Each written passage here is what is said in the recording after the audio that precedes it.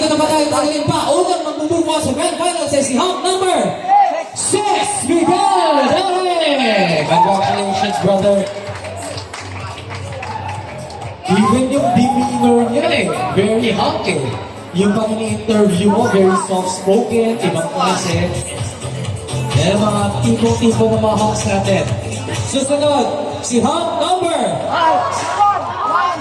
Chini-cheer din to Bet to ni ate kanina. Hunk number 4, Vince Jimenez! All the way from Laguna.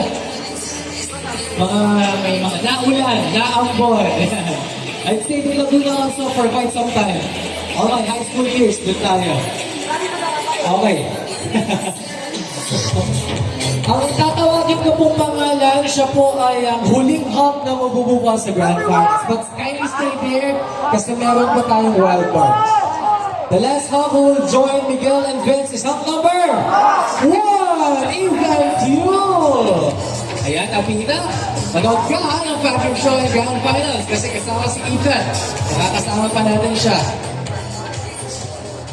Alright, to all our hunks, sabi nga kanina ni Phil, just do your best and God will do the rest. Tuloy-tuloy lang, sabi naman ni Kevin, manalo-matalo. At syempre, ang kasamang magmumukha sa wildcard ay si hunk number 5, Jade Gilio! Congratulations, Jade. Ayan, magmumukha sa wildcard. Magkikita ba tayo? Sure. Charis! And syempre, to other house, maraming salamat for joining.